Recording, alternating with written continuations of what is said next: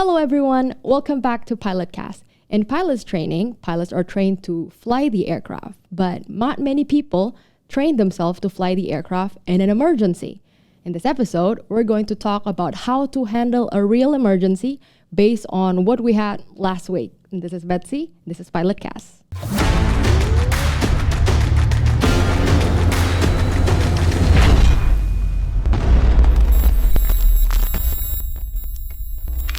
All right, hello, Guma. Hello, welcome back.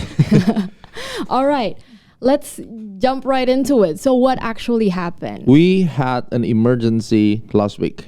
Okay. You and me and Samantha. So what I'm trying to say is the emergency can come anytime without any warning and suddenly just boom, it's happened. And it's like the biggest task for us as a pilot. Right. There's no like a practice or training or like a clues. It's just like sudden happened. Yeah, we are trained like theoretically and to like in practice how to handle that. But when it actually happened, no one is actually prepared for it. And no one will give you a clue. Okay, what kind of emergency now? You need to figure it out by yourself. Yep. And we were lucky it wasn't IMC. Right, yeah. We just took off. It's about, I think, 1,300, 1,500 above ground level. Right. And suddenly it's happened. Okay, so I'm gonna show all of our viewers today about the recording. I did some little mistake, okay, and then that's why I want to review it, and hopefully people learn from our situation. So our airplane is the Debonair. The Beechcraft Debonair is very reliable engine. It's the I-0470K. The engine, the Continental, Right. And we upgrade the panel into the glass cockpit. Then the regulation of NTSB reporting things apply with us. If we lose electrical and we lose like 50% of the PFD or the PND, Right. then we need to notify the NTSB as soon as possible. We will go through one by one. And we use the Dynon Skyview HDX. And lucky I'm using the Dynon Skyview because it has the internal battery. Right, yeah. And then the other panel, we are using the iPad for flight connected to our WAS Evadyne 440. And then from that 440 will give us the picture to our PFD in the Dynon Skyview 10-inch. Right. Okay. So that's a little understanding about what is the equipment of our airplane. Okay. And the battery is new. Everything is good. So let's take one video to show our situation. Okay, this is when we just started to take off. You're with a student. I was just Yes. at the back. All right. So let's see the takeoff. Okay. Now we're taking off. Rotate. So what to see here is like the PFD on the left. It's is still on. fine. Yeah, still on. The comm on below the iPad is also still on. Yeah.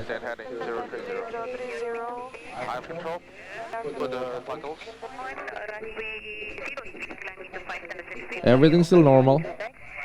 I asked her to put the fuggles on. And what's this? You watch the PFD, everything is normal?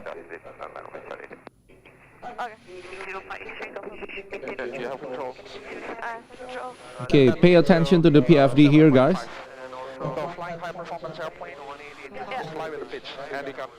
There you go. The first problem was a flickering. Okay, let's. All right, yeah. There you go. We can see that it's flickering. That's a flickering.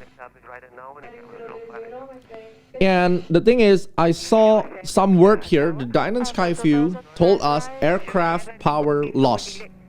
I was stuck for a little bit. I mean, what? Aircraft power loss? Does that mean that my power or my engine was lost? But Yes. then I realized this doesn't make sense. There's no correlation between the engine and the PFD. And this has to be something with the electrical. Yep. So let's see. So I just keep silent. I didn't want to disturb the pilot. I just stuck for a while, and then I'm thinking what really happened.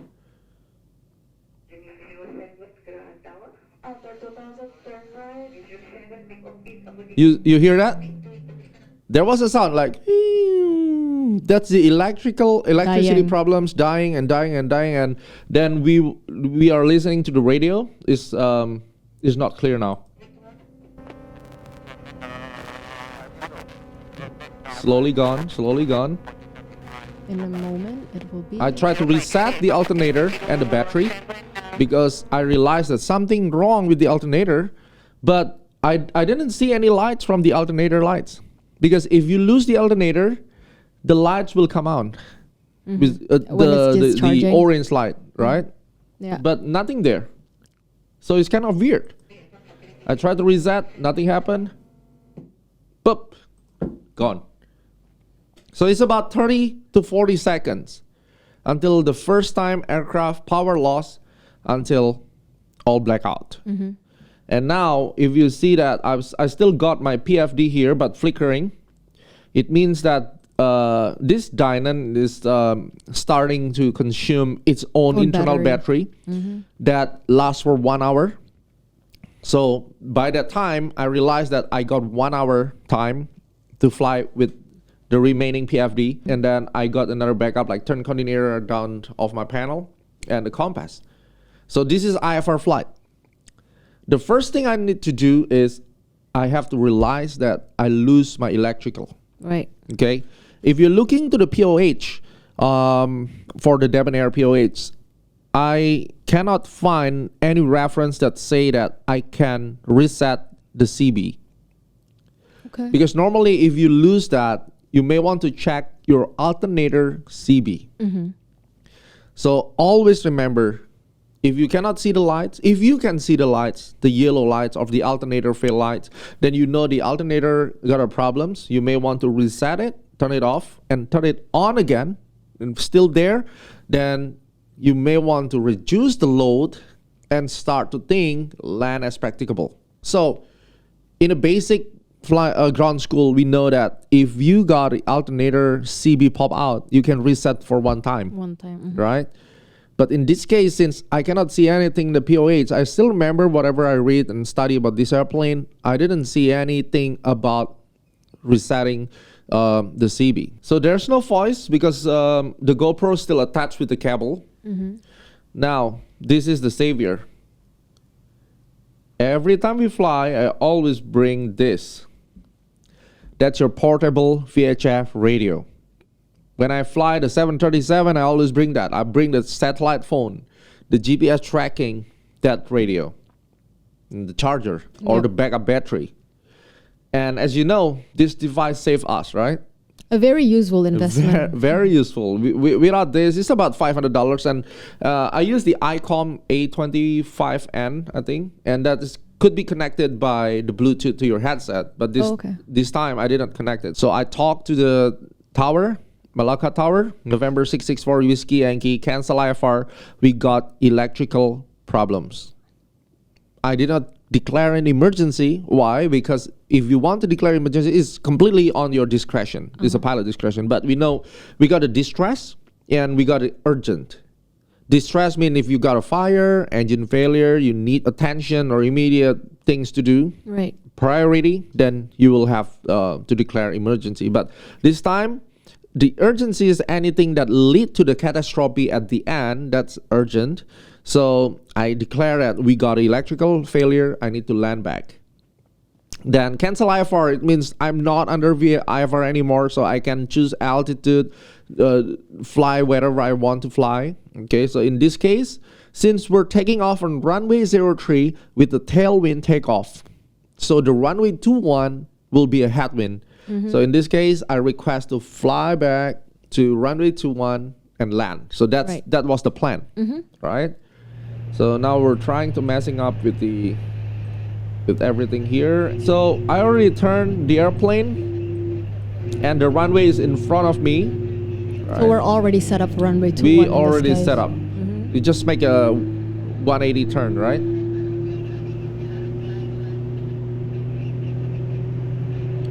This is something really interesting here. All right, approaching the threshold. We are practically, we are already above the runway here.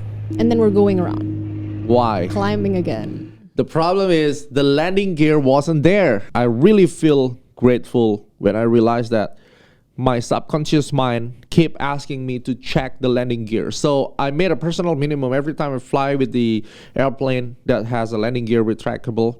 So I always do like 8 times reminder. So the final is like, even before I touch, I still want to see the green light and then make sure that the gear is down. So we got 3 gear indicator in this airplane. One is here, the little voltage. There's a electronic like digital. Gear down. Yep. And then the light's green here, and then mechanical gear indicator like on the floor. On the floor. Pedestal, so 3. The problem is when I turned, the time was so limited. I put the gear down. I remember it. I put the gear down, and I didn't hear anything about the gear. The gear sound, extending. I didn't pay attention on it because a lot of things in my head already. Then it came back above the runway. Then I still remember the GUMS checklist.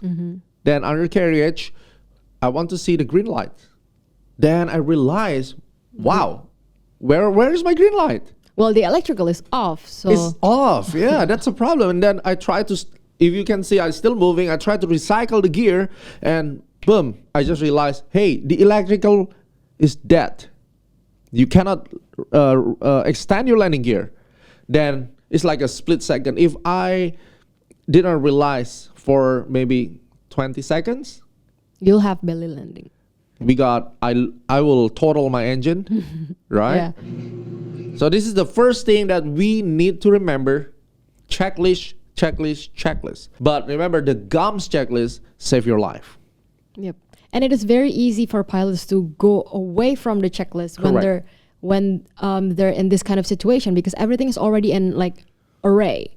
Yes. It's not like how it used to before on a normal flight. On a normal flight is like downwind, base, final. It's the same. Correct. Yeah. But in this case, one of the steps are like ruptured. You can coming from anywhere from the direction. So in this emergency, you got a stress.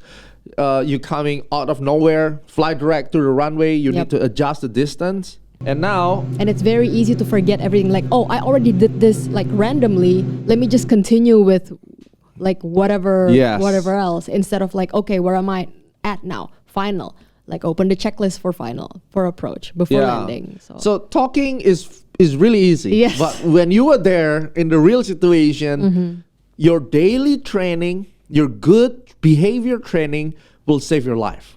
So if you are now in the training, okay, when we train our students, just make sure that they have like good habit, day by day, hour by hour. Then we plan a good memory in their subconscious mind. That if something happened, they will remember how to act accordingly, right? And did you remember what happened? You were the one who cranked the landing gear. Yeah, because this one, there's like a hydraulic like lever cranking at the back, and it's behind the pilot. Correct. So it's really hard to grab it, right? So if you are the one who need to do it, then you have to fly while the other hand is like cranking. And I was at the back at that time, so I'm like, I cranked it. Okay, so 50 times I pulled the checklist. I asked the towers after you cancel IFR before, you should ask for the empty area, climb a little bit higher, and solve the problem. Yes. We have to request at an empty area, a little bit higher altitude, take your time, relax, read the checklist, get the things done, and back. In this case, I asked for left downwind, make an orbit 360, and hold over there. I asked for 2,000 feet altitude.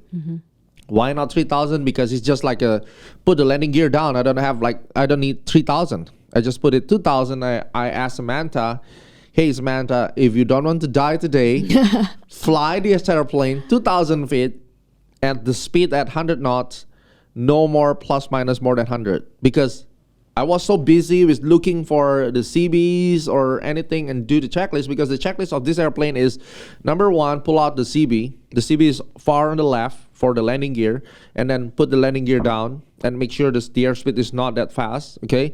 Then crank Crank for it. 50 times, right? You crank anti-clockwise that time, right? Yeah, all the way until like it's stuck. So it's Yeah, the main problem is we didn't know whether the gear is down or not. But you remember what we did after that? we came back to the tower. Yeah, we came back to the tower and see, hey, we already lower our landing gear. Can I do a low pass? Okay, Ask them to see. there you go. So this is our low pass now. We're flying about 300 feet above the runway, just abeam the tower. They will help you to see with your binoculars. So the tower confirmed that it seems, they say, they cannot confirm legally. They just say it seems the gear was down. So it's fine then. And finally, we decided to go for another traffic pattern, and that's you. And this is my face, is really stress face here. I flew with the beautiful ladies here. At that time, I made sure my seat belts were buckled because I unbuckled it to hand crank. Yeah. And this was a flapless landing as well. Because So- our flaps, Correct. we need to activate it with 95 the knots above the runway at that time. So I know I got a very long runway. I mean, adequate for this airplane. So I floated as long as possible just to make sure that I can land super smooth, just in case the gear was not locked, right? You see that? I float. That's the touchdown point. I mean, 1,000 slowly. You still feel the pressure? I was at the back, so it might be like a total different magnitude than what you guys have. Correct. Yeah. Okay. So that was the real situation that we had. Now we'll talk a little bit about the decision making. I think I did already good by realizing that the gear wasn't come out. So remember, if we got electrical failure, no gear. Electrical failure, no gear. That's you have to remember. Even though our hand, we put the landing gear down, but somehow we didn't check whether or not the landing gear is really down because we lose electrical, right? Yes, and this is where the understanding of system is very, very important. Correct. Yeah. If you don't know about the system, then you don't even realize that the electrical will lead the landing gear. I mean, will control the landing gear. Even right? though you put down the lever. Correct. Yeah. And then also, if you're not realize that your flaps is gone, then you may probably stall the airplane before touch because you're not anticipate to do the approach like a flapless landing. You have been trained to do the flapless landing all the time. But in this real situation, you need to connect everything. It's like the electrical failed, then my flaps is gone, then I need to execute the flapless landing. As long as the engine is still there, you shouldn't be problems. Yep. Right? That's true. And now, when we depart, just make sure that you are never leave the airport with a minimum fuel. Yep. Because you can think, if we only have like very minimum fuel and you need to fly and figure out something there, you will add another problems. I always add another 1 hour on the top of it. So I don't care. I put all the fuel, and this really proves that It helps. it helps, right? So this is like the real experience. I really hope the step by step of whatever we had could be learned by everybody. Don't forget to put the landing gear or check the landing gear at least for whatever I had. So let's recap everything. Sure. If we have emergency, number 1 is do not panic.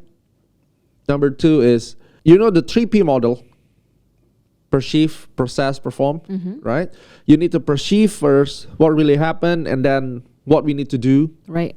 okay? And what is the impact for us if we do this or we do that, and what's the consequences? And somehow you need to react right away, especially when you fly the twin engine. You got an engine failure, all forward, okay? So something like that. You have to know what's a really critical pace. Then you need to communicate. So this part, aviate, navigate, communicate is really, really matter. So I aviate, fly, runway heading. So something happened, just fly, runway heading, and keep climbing, especially in the takeoff segment, right? And then number 2, navigate. Where do you want to go? just forget about what happened. As long as you don't see any fire or smoke, everything should be fine. Yep. Engine's still there. Just think later, fly, and what we're gonna go. Okay, go back, right? And number 3, start to perceive your problems. And communicate. Start to talk to tower. Talk what to happened. tower. Correct. Good thing is that in this case we have the handheld radio. If you don't have the handheld radio, then well, you have the lost count procedure for VFR. So after you know your problems, you're gonna request the area to troubleshoot. Fly high with a good speed, and then run the checklist. After you're ready and you affirm, just go back to land. You know, in this general aviation, we don't really get this kind of training. But if you fly like under Part 25, like turbojet airplane, every year we go through all the emergency. 737, you go with the engine failure, flaps asymmetry, right? And then maybe upset training, and then whatever you name it, like navigation failure, trim, stop, runaway, and so on. So we need to encourage all the pilots in the GA. Every time you fly, fly with the instructor to get more experience in emergency. You read the POHs about emergency procedures. So go through every single emergency procedures and try it with your instructor and fly with them. Just do the simulation, then get used to it. At least you know the flow. Correct. You actually remember the memory items, because in this case, when your brain can't really work, it's your reflex that's working. So Yes. I guess with you at that time, you felt like something is wrong when you're about to land, right? Because that's a habit. Correct. Your subconscious mind is telling you there's a habit that you haven't done. Yes. But imagine if you never had that habit in the first place, nothing in your brain will tell you that will give you alarm. Exactly. Yep. So I really hope that this podcast, everybody can learn from this. And the biggest thing is, I know a lot of people will forget this, including me. Now I can suggest everybody to start looking to the CB diagram. Oh, okay. You have to know exactly where is the CB of every panel or every electricity. Like in your aircraft. Correct. The Cessna is really nice because the CB is all in front of you. But some airplane, like the Beechcraft, somehow the alternator CB, they put it on the left pedestal and just exactly on the right foot of the pilot, the left seat pilot. Yep. It's really hard. And you want to be familiar with all the CBs inside your airplane. Yep. I guess that's going to help. Agree. All right. So that's for today. And hopefully a lot of people learn from our journey with total electrical failure, which is that really rare. And with 14-day Pilot Flight Academy, we're going to stress this to our students. Learn, practice about the emergency, and make sure if that happened to you, you're going to fly back safely. All right, guys. So that's everything from our own experience. If you want to know more or you have any other question, feel free to drop a comment and we might be able to discuss it there and maybe talk a little bit more about it on our next episode. Until then, safe fly and see you next time. Bye-bye.